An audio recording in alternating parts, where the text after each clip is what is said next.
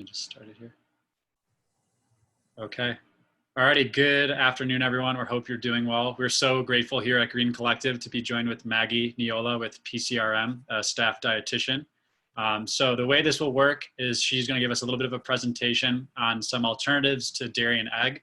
So feel free to type into the chat bubble if you have any questions or comments, but please make sure that you mute your video as you go. We will have time for question and answer.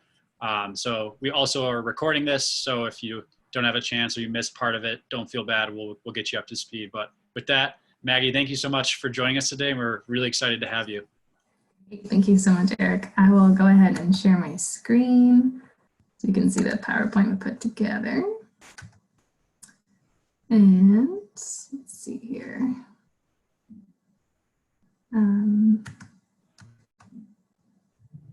We're going to go from the beginning. All right. So yeah, I'm a dietitian at the Physicians Committee for Responsible Medicine. We're based out of DC, and we're a national nonprofit that began in 1985. And our mission is to help educate both the public and the medical professionals about the benefits of a plant-based diet. And we've been doing that for quite some time. A lot of our focus lately has been on COVID-19, and so we have a lot of resources on our website, pcrm.org, where you can learn about what we've been up to lately. But for today, I'm going to be sharing some of our resources related to dairy and eggs, and we definitely have a lot of different resources that you can utilize, which you'll see throughout the presentation. Hopefully this will give you some ideas as you're transitioning in your Kickstarter program, and I'm really glad to see that so many people are participating in this, so it's awesome. So to start us off, our objectives for today, we're going to be looking at 1, replacing dairy and eggs, 2, how to transition well in your Kickstarter program to going plant-based, and then 3, the importance of having an end goal. So I do work with a lot of patients. We have a medical center, Barnard Medical Center in DC, and this is a very common topic. How do we replace dairy?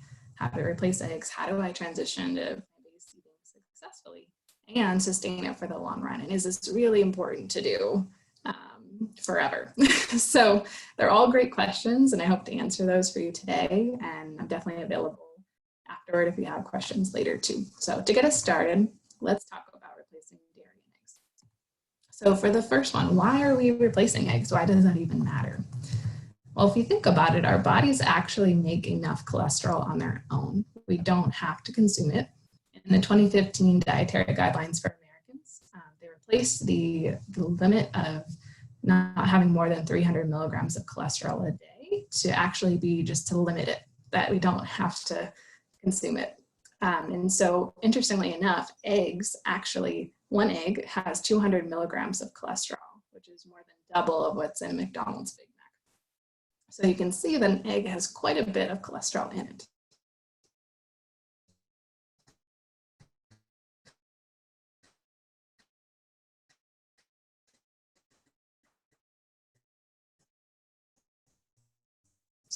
So we don't need that because we have cardiovascular diseases.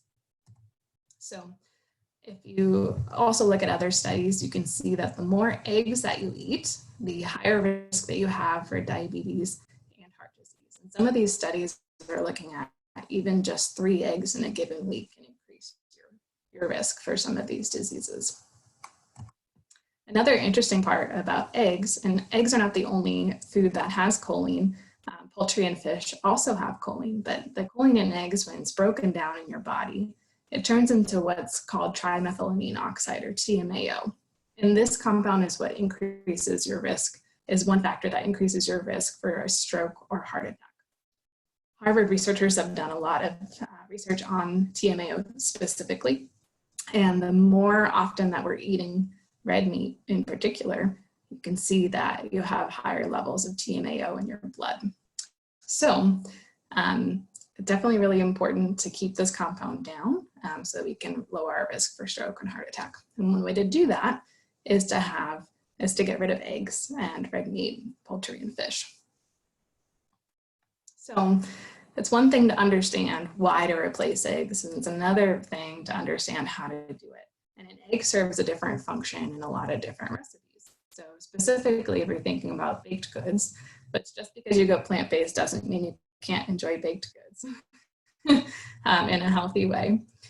So egg swaps and baked goods, there's a couple different ones I want to share with you. The first one is if you take ground flaxseed or chia seeds, both of which are really good sources of omega-3s, which are anti-inflammatory fats, polyunsaturated fats specifically.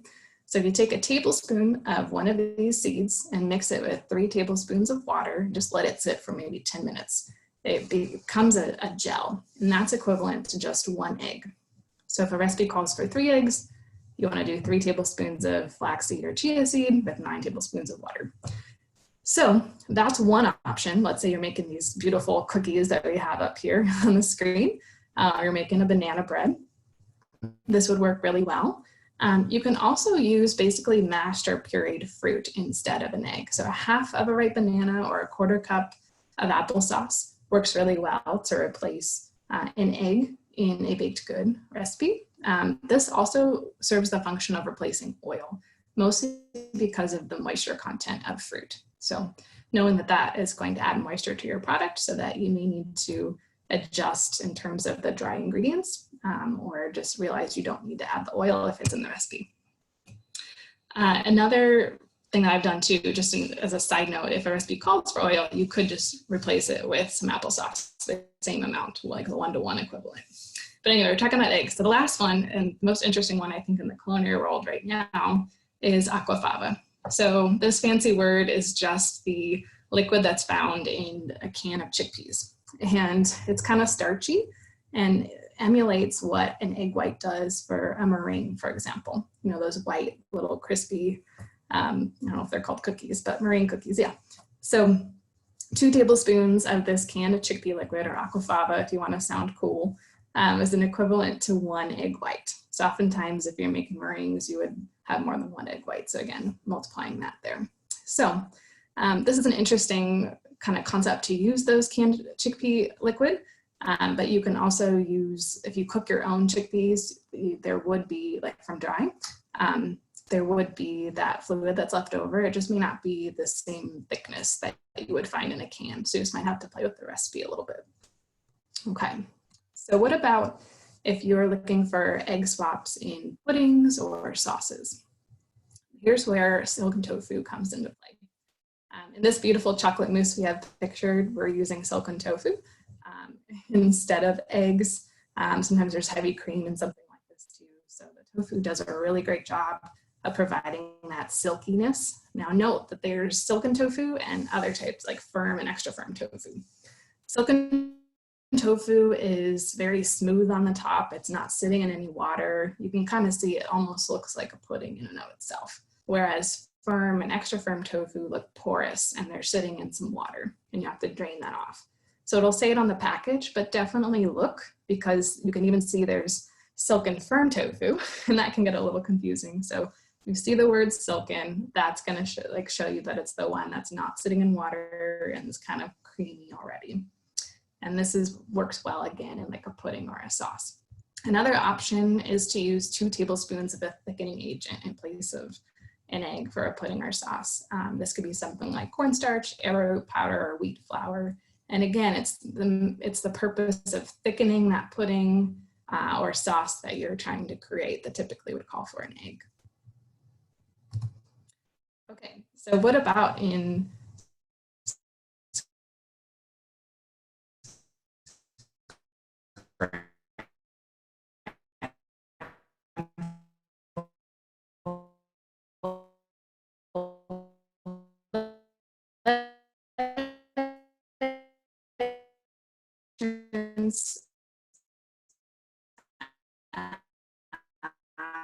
and basically there's a few tricks to it. So you want to be able to press it and get rid of some of the water. So you can get a tofu press, which helps to get rid of some of that water, or you can use paper towels and something heavy on top for 20 minutes to kind of press that tofu. And then when you're done with that, you crumble it on up and you put it in your saute pan with onions, any kind of vegetables, spices like chili powder, turmeric, which makes it turn yellow, and you're going to saute it until it's warm. it is helpful if you add something like black salt to it. It's going to make it taste eggy, which is pretty crazy, but it's a pretty neat thing to find if you can. So that's a really fun way to make a scrambled tofu. I also recommend using something called nutritional yeast, which we'll get to in a little bit when we're talking about dairy swaps. So extra firm tofu is there. Then the next thing in terms of chickpeas, why do I have this on here? Well, if you're trying to make an egg salad, which is typically, you know, hard-boiled eggs with mayonnaise, vinegar, things like that, and some spices, you can actually use chickpeas or even tofu again here in place of that hard-boiled egg, and it gives a similar texture. And you'd probably just mash them a little bit so that they bind together. And then in terms of a quiche, which you see pictured here, typically that calls for chickpea flour.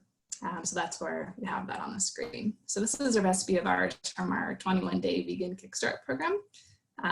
You could also find it by going to pcrm.org/recipes, which is where there's quite a few recipes there. So that's how you navigate those. Let's go, if you go, actually, we have a blog, pcrm.org/blog. On April 3rd, we had this post, which has 12 eggless egg recipes, including this delicious chocolate banana bread. So feel free to check that out if you're interested and get some more tips on how to replace eggs. All right, so let's move on to dairy. Why do we want to replace dairy? Well, it actually contributes to the leading sources of saturated fat in the US diet. The number one source of saturated fat in the US diet is cheese. No surprise people are addicted to cheese. Pizza makes the list in like the top 7 sources of saturated fat in the US diet, not because of the crust or the marinara sauce, but because of the amount of cheese that is put on there. So it's very interesting to see cheese, milk contribute to saturated fat in our US diet. The other challenge with dairy is that it increases our risk for heart disease. And again, that's coming from saturated fat, just like we saw with eggs. It also increases our risk for reproductive cancers, so thinking breast cancer and prostate cancer. And part of this has to do with the fact that cows have hormones naturally occurring in their animals, just like humans do. But we don't need more hormones. We don't need their hormones. So when our bodies are consuming dairy, we're also getting the hormones from those cows, and that's going to influence our reproductive cancer risk. The other part of it too is that lactose intolerance is very common, especially among minorities, and it's disruptive. It can cause students to not be able to attend all of their classes because they're having symptoms that are really uncomfortable and they just can't sit through a class. So lactose intolerance is very prevalent and easy to get rid of, meaning you just don't have lactose. And lactose is a milk sugar. It is the sugar that naturally occurs in milk. So some of us don't have the enzyme called lactase, which helps digest that milk sugar. So especially as we come into adulthood, that lactose intolerance becomes even more prevalent because our bodies aren't producing enough lactase to digest that. Lastly, another reason to replace dairy is that a lot of studies show that there's a little to no benefit to bone health and fracture prevention. And this is looking at longitudinal studies. So it's really interesting to think about the marketing that has gone on in the milk industry, making us believe that milk is going to benefit our bones. So there's a lot of that on our webpage as well. We have fact sheets on how to protect your bones and health risks with dairy. I highly recommend checking both of those fact sheets out for more information on that line specifically. Okay, but to give you a little bit of insight on how to protect your bones, since what do we do if we're not having milk 3 times a day from a cow? So there's actually more than just drinking or having enough calcium, which is what we associate milk to benefit us for. We also want to be able to include weight-bearing exercises so that we can build bone. We also want to be able to get sun exposure, even just around 10 to 15 minutes a day when the sun is at its peak. That can be a great way for us to activate our vitamin D in our bodies. Another way is to get that vitamin D is to supplement with it. It is in some fortified foods like non-dairy milks. or or grains. However, you can also take a supplement. It's not necessary unless your levels are low, but I do recommend getting your vitamin D checked annually so that you know where you're at and you can take action accordingly. But we don't need more than 600 to 800 international units a day. So that's the second step for how to protect your bones is adequate vitamin D intake. Third, limiting salt to preserve your bone mass, also important. Eating plenty of fruits and vegetables, especially your dark leafy greens. These are actually a great source of calcium, which we'll get into in just a minute. So both beans and leafy greens are great sources of calcium. You need about 1,000 milligrams a day, depending on your age, but it's a pretty good quantity to go for. Okay, so let's look at plant-based calcium sources. So you'll see that beans, about a cup of them have roughly 100 milligrams of calcium in a cup. And again, if you think about your whole day trying to get about 1,000 milligrams, if you're having a cup and a half or more of beans a day, in addition to daily leafy greens, it adds up. And this is not the only, this is not an all-inclusive list of calcium sources on a plant-based diet. There's definitely more. But it's interesting to look and see things like tofu.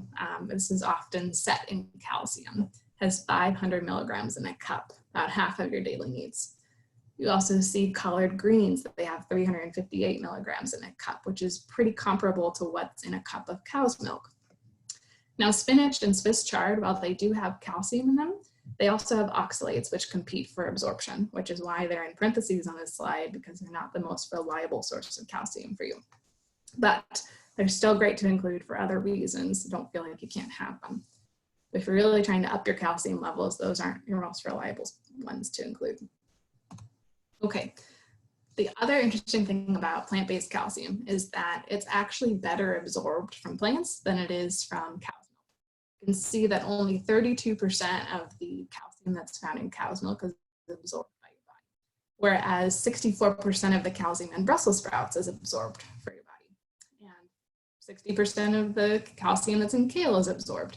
So you can see that there's a better absorption rate from plants. Okay. So we went through why to replace dairy, but let's look at, again, how do we do that? So let's start with milk. This picture, I think, is kind of an older image of some of the options that are out there. If you go into the grocery store now, you'll see that there's at least 8 different varieties of non-dairy milk, and every day there's another one coming out, which is great and exciting. But knowing how to navigate these, how do you know which one to pick? Well, your flavor preferences do matter. If you don't like soy milk, then go for oat milk. Try something else. You could, and I wish that you guys were able to meet in person, but it's kind of fun to do a flavor taste test of all these different milks and find out which ones you enjoy. I do recommend going for unsweetened varieties. Just because it says original on the front doesn't mean it's unsweetened. So go to that ingredient list and see, is there any added sugar to this milk? So unsweetened, again, is going to be healthier for you. But if you need to transition, for example, when I first swapped, I was drinking chocolate soy milk 6 years ago because it's the only one I liked. And then I worked towards dairy vanilla soy milk, and then I went to vanilla and then unsweetened vanilla. So it just took some time for me to get there. But, working again in those steps is totally fine. The other thing to keep in mind is, what are you using this milk for? If you're using it for cereal, then an unsweetened vanilla almond milk is probably fine. But if you're trying to make a savory cheese sauce, for example, or an Alfredo sauce, you probably don't want vanilla in there. So make sure you choose original, just regular flavor, as opposed to vanilla, so that you don't have weird Alfredos. All right, so that's with milk. Definitely a lot of fun with options there. Cashew milk is probably one of my favorites. One other thing too is in coffee, a lot of people ask, well, what do I do with coffee? So some people prefer oat or cashew or soy milk. It just depends, again, on your flavor. So see what works for you, and don't be afraid to give it a few tries. Okay, so yogurt.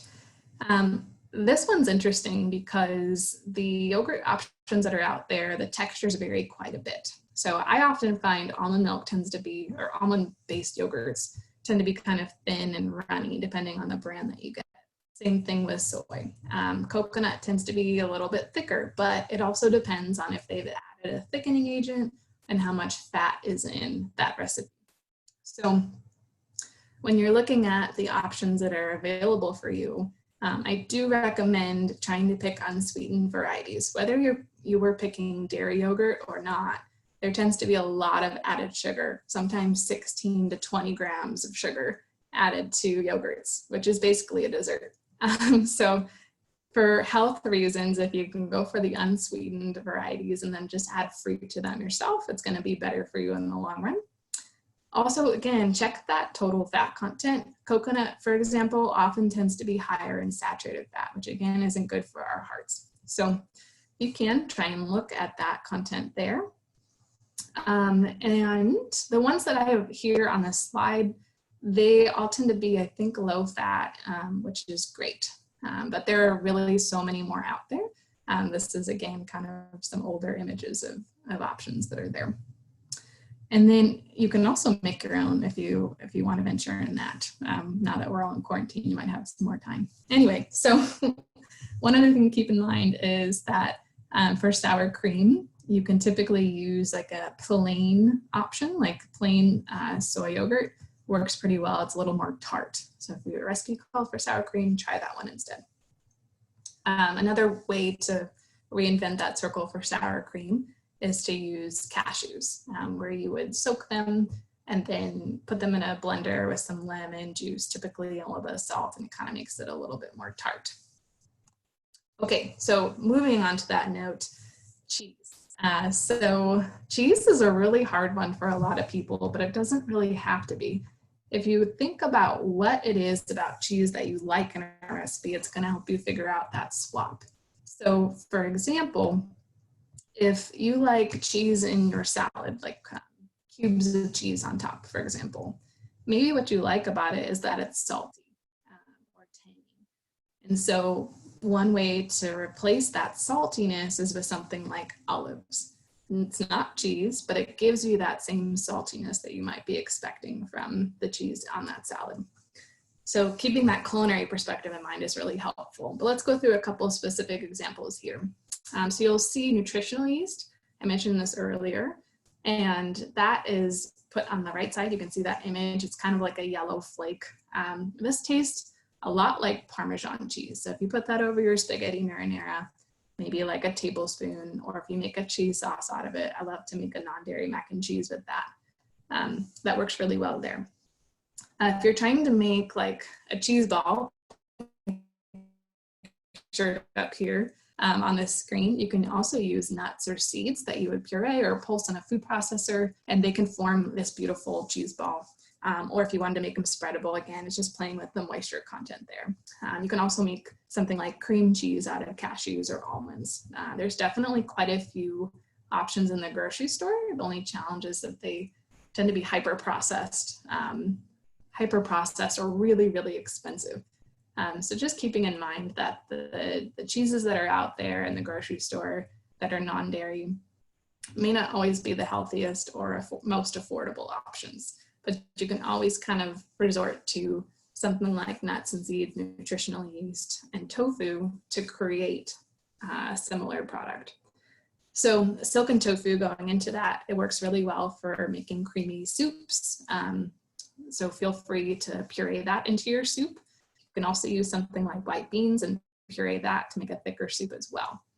Let's look at lasagna. How do you replace the ricotta cheese in lasagna here that we have pictured? They can actually use firm tofu that you would crumble and add spices to it, like garlic powder, onion powder, basil, salt, and nutritional yeast. Those are going to help flavor it and give it that Italian flair. Then lastly, we have, if you're looking for feta cheese, for example, you can take tofu and cube it and let it marinate in lemon juice, maybe a little bit of salt and some Italian herbs again, and you have something pretty similar to feta cheese. It's not the exact same, but it's still kind of fun. And there's some really cool recipes out there for it. So I highly recommend testing some of these out and not being discouraged as you kind of do some trial and error, but you'll probably be pleasantly surprised with how some of these work for you and still provide that satisfying taste that you typically would get from cheese. Okay, so we've talked about egg swaps and dairy swaps. But let's talk a little bit about how to transition to a plant-based diet successfully. So I think it's important to note that there are different stages. And for example, cutting out meat, poultry, and fish could be one big stage, or it could be cut down into a few stages. A lot of people will often start with just getting rid of red meat. Most Americans, I think, actually try to do that, and they think that they're doing something healthy, which they are. But man, what about all the poultry and fish that we're eating? So we definitely need to push ourselves and to try and cut these out as well, but understanding that it might need to be done in stages for some people. And that could be a great way to transition. I know when I first started transitioning, I took about a year. You can definitely do it faster than that. I just am a slow mover. So anyway, it took about a year for me. And I remember instead of buying a big thing of dairy yogurt every week, I would start buying it every other week. And that was one thing that I did that month to make a change. So you can kind of apply some of that similar knowledge to your life if it's helpful. The second thing that's important, kind of foundation, is when you're not at home, what do you get that's plant-based? So when you're at restaurants, again, this situation right now is sort of not existent with the quarantine, unless you're doing carry out. I'm not sure if the restaurants in your area are doing that, but it's really important that when you're not at home and you're with other people, whether it's a potluck or going to a restaurant, to look for plant-based options. And it can take a little bit of work to, look at a menu and ask the server for some ideas, to do some research in advance. There's an app called Happy Cow, and it shows you some really vegan and vegetarian friendly restaurants. You can also use Yelp and just search vegan near me, and it totally helps with that as well. So making sure that you have an option when you're not at home is really important too, and kind of that social transitioning stage. Another one is when you are at home, like, how do I actually make these meals? And you don't necessarily have to be a gourmet cook in order to have great meals and to enjoy this transition. If you're not really a gourmet cook, don't go for gourmet recipes right now. Start off with something really basic, learning how to make things like rice and pasta, and using canned beans and frozen vegetables, and maybe a couple different seasonings at a time, like oregano and parsley. Like, don't go all out, because you might find that you bought all these ingredients, you don't know what to do with them, you get overwhelmed. So definitely go at a pace that's good for you. And then the last thing that I think is one of the last things that I think is really important when you're transitioning is to get support from friends and loved ones. So I love that you guys are doing this together and able to support one another. I recommend, even when your Kickstarter is done, to still keep in touch with people and to make sure that you're talking about how you're doing with this. To be able to make this change with the people that you're around often or that you live with is much easier to sustain in the long run. So these are all sort of stages, and it's good to look at, where am I at with each of these? Could I work on any of these at a given time and see where you can progress? Because all these are going to help you transition well over time. Okay, a few more tips for your transition. And I want to go back really quick. So this Kickstart Your Health app here, the 21-Day Vegan Kickstart, it's a free app that we created. And the cool thing about this is it's recipes for 3 weeks, breakfast, lunch, dinner, and snack, dessert. And it's totally free, but they go through a lot of videos of basic cooking skills. And so that's a good thing to check out. Definitely a lot of learning opportunities there. So you're welcome to download that app or check out the website as well, 21daykickstart.org. Okay, so a few more tips.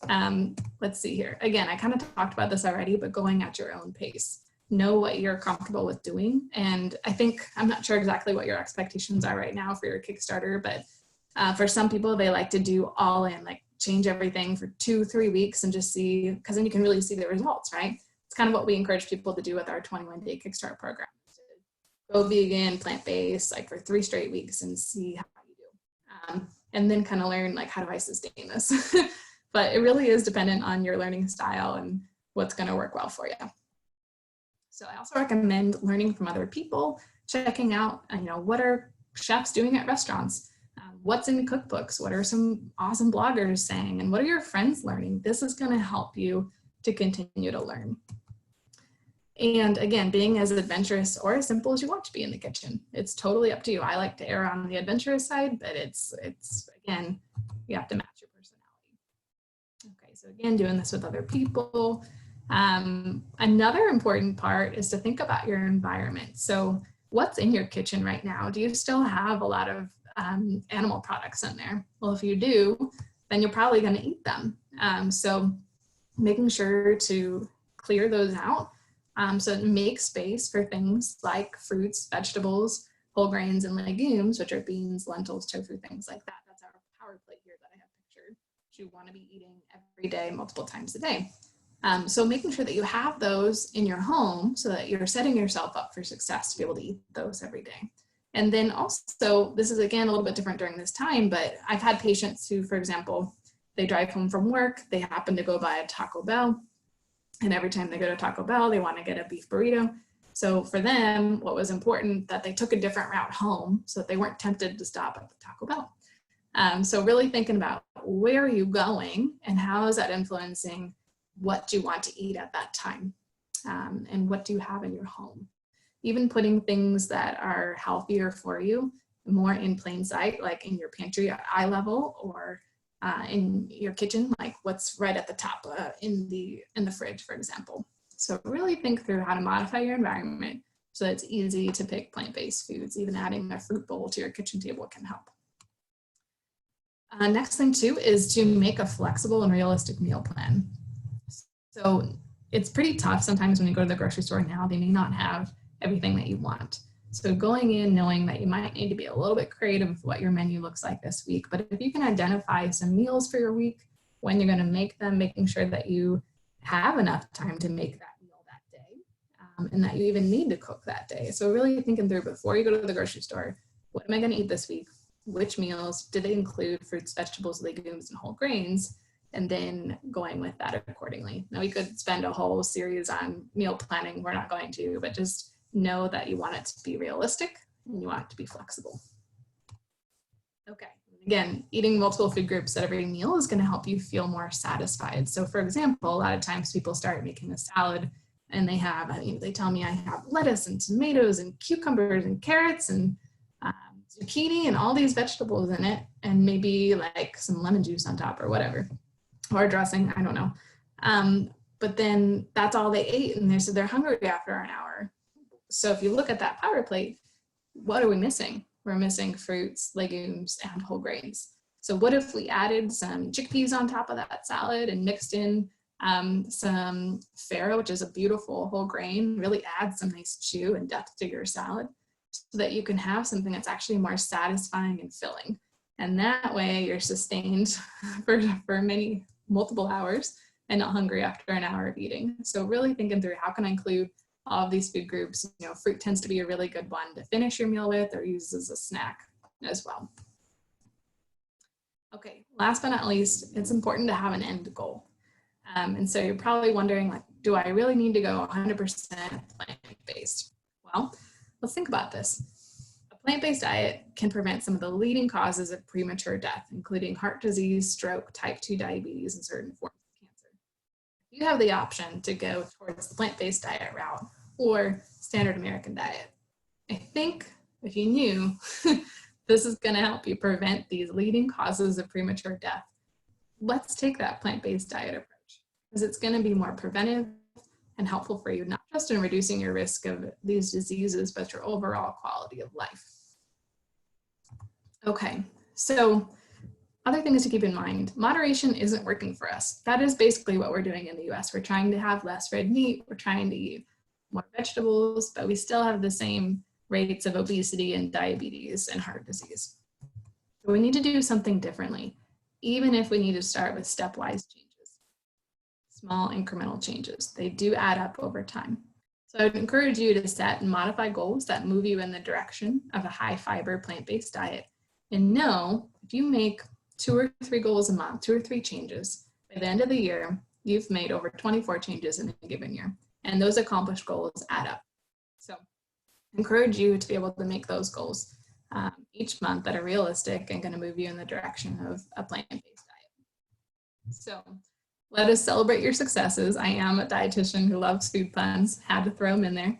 And while it's time for some avocardios, get some work done, but we're going to be able to celebrate together. So just want to encourage you, and thank you so much for paying attention to the presentation, and know that we're here to support you at the Physicians Committee, and my email address is below, neola@pcrm.org, if you want to reach out and have questions. And thank you so much for sitting in today. Awesome. Thank you so much, Maggie, for your presentation. I think it's really important to the depth and breadth you gave us of the replacements, but also talking about the transition and the end goal. I think that's something we try and stress as well, that it's really important to have an intention behind that. So we'll turn it over to the people that are participating. If you have a question, if you want to maybe type in, or feel free to shout out a question. And we got time for a few questions before Maggie has to head out. I have a question. Going back to talking about baking in the beginning, so if say you're following a recipe that's designed to not be vegan, but obviously you're like replacing the dairy and the eggs or whatever. Mm-hmm. So if you swap out an egg for like flax seeds, would that also change the baking time? And if so, do you know how, or it's kind of like trial and error? I haven't seen anything that says it would change the baking time for it. So because it's meant to replace like the moisture and the fat content of an egg. So I don't think that would be problematic in terms of your time, specifically for at least flaxseed when you're replacing an egg. Thank you. Mm-hmm. But it is a good point too, though, that like when you're making those changes, when you're trying to be the one that modifies a non-vegan recipe, that it may not turn out the exact same way, but just trying to pay attention to, for example, if you've made that recipe before, the one that's not vegan, and trying to get that to be wet is going to be important.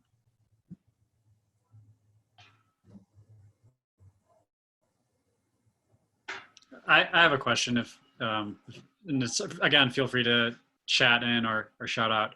But kind of curious, obviously you spoke to having a plan and kind of thinking about the transition steps. And in terms of eating out, I know that was a challenge for me and kind of would sometimes deter me from social situations, but obviously with the quarantine, that's not as much of a challenge. What maybe is your advice for working with family members or roommates to maybe help get them to maybe adopt more of the meals or the ideas that you have in regard to dairy or egg? What are some strategies that you maybe have been found that have been helpful to make that more of a norm in a household? Mm-hmm. Yeah, I think that kind of have to look at what is your current dietary pattern as a household right now. Like, is it typical that every Saturday you have a brunch with some sort of egg-based food? Or do you do pancakes every Sunday? And so it might be that you want to, whoever makes those pancakes, be like, hey, I'd really like to try out this other pancake recipe that I have. I'm really excited about it. Do you mind if we give this a shot and see if it tastes good? And so whoever is making those foods, if it's collective or just one person, trying to communicate with them with your ideas and get buy-in from them. And show excitement too, instead of being like, hey, we shouldn't be eating this, this is bad for us. Rather be like, hey, look, I found this really great recipe, I would love to try it, and it's got lots of fiber, or whatever the selling point is that you want to use, to be able to pitch it to that person so that they're most interested in that. Can be fun, but as long as you're able to create a more fun environment of like experimenting together, as opposed to like inflicting some kind of standard for your home, I think is going to be way more accepted, and also inviting for the people in your house to make that change with you. I know that, I live with other people, and I started making overnight oats for my breakfast, which is just like taking oats and putting fruit and non-dairy milk on top and sticking it in the fridge the night before, and you got this like really good breakfast that's prepared. And just by doing that myself and like my roommates seeing me do that, they were more interested and wanted to do it themselves. And they modified theirs too. Like some people wanted to put a sweetener in it, like whatever, you know, it's fine. But allowing people to have their own creativity and to set that example as well is really great. Like if they see you doing that, they're going to be more inspired to do it as well, especially if you're not coming off as like judging or not being excited to share what you're up to. But also trying to read the vibes of like, if they don't want to hear about it, then maybe that's not the time to push it. Just creating a fun environment where you're having a good time with it, and that enthusiasm is contagious. Thank you. Mm-hmm. Maggie, I have a question about the slide you had with all the nutrient absorption. Mm-hmm. So I know sometimes things have to work together to be absorbed. Yeah. But was your slide just on its own, like the kale or the broccoli, that your body can absorb those nutrients on their own? Or would they have to be mixed with or consumed with another food item or something else with nutrients? Mm-hmm. I believe that study was just looking like specifically at one of those foods at one time. Okay. But it is true that like certain foods are either going to inhibit or enhance absorption. So like for example, iron is more enhanced by absorption when you have something high in vitamin C. Mm-hmm. And so pairing those together tends to help with that. But the study, I would have to double check for sure, but you could also look it up. It's on the slide. Should be just about if you're having one of those at one time and then measure absorption rate. Mm-hmm. So where are you then with vitamin supplements, or do you feel like, I personally feel like I can get it all through my diet? I'm not really one to consume vitamins, but just curious where you stand with that. Yeah, we generally would say that we don't need to take any supplements other than vitamin B12 when you're following a 100% plant-based diet. It's the only nutrient that isn't very easy to get through dietary sources because there are none that are plant-based unless they're fortified. But even then, taking a supplement is much safer just because of the risk with that.